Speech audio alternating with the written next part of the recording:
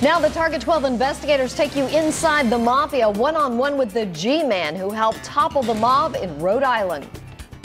We set out to put them out of business. We followed through on that. He is the FBI agent who led the team that decimated the ranks of organized crime in New England.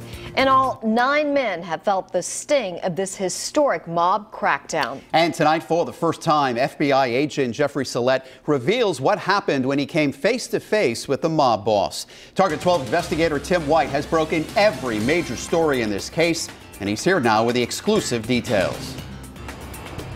5 years ago, Supervisory Special Agent Jeffrey Sellette had agreed to give me an interview. He had just arrived from New York and was focused on one goal: dismantling the mob in New England. Today, big-name wise guys are locked up, and Sellette is moving on. When Jeff Sellette walked into a Federal Hill restaurant and pulled up a seat next to Luigi Baby Shack Spinacchio, the aging mobster didn't know who he was. I explained to him that I was a new supervisor of the FBI and that I was in town and that we would be keeping an eye on him. And he said, "Why?" And what did you say? I said, "Because you're the boss and you're on the street." It was 2007, and at that time, investigators say Spinacchio ran the New England crime family.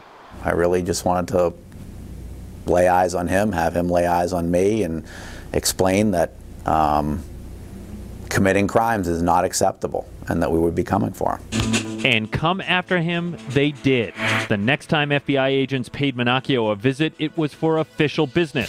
Court documents revealed they intercepted a protection payment delivered by a runner from the Cadillac Lounge strip club. In the end, it was the shakedown of several adult entertainment businesses that ended Spinacchio's reign as boss. Investigators say he stepped down in 2009 when the heat was on.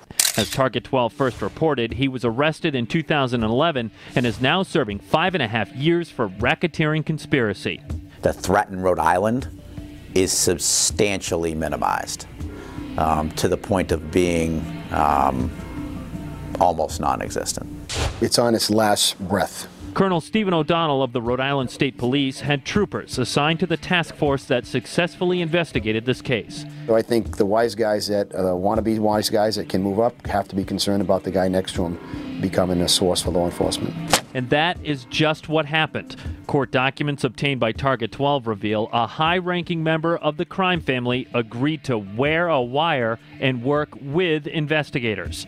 Omerta is what the organization is based on, the code of silence. As soon as you break the code of silence, you are breaking the organization. That Omerta has been shattered, that there have been made members who have cooperated. While Sellette won't budge on the name of the mobster who flipped, reputed capo regime Robert Bobby DeLuca hasn't been seen on the streets since the indictments came down.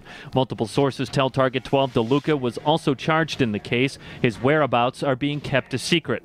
Prosecutors say the informant was poised to testify against his former boss, but Spinacchio decided to plead guilty, avoiding a trial.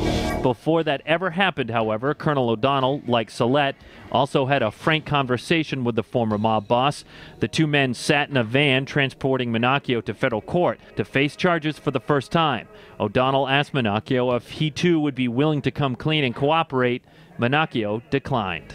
I said, "You're going to die in prison." He's an elderly gentleman, and he said that you got to die somewhere. Now, he may or may not, but that's he's honoring that oath he took. There's not a lot of people out there like that anymore. 7 of 9 mobsters or associates in this case have been sentenced and are sitting in a prison cell as we speak. 2 more, including the reputed acting mob boss Anthony D'Annunzio of East Boston, will be sentenced in the coming weeks. With the Target 12 investigators, Tim White, Eyewitness News.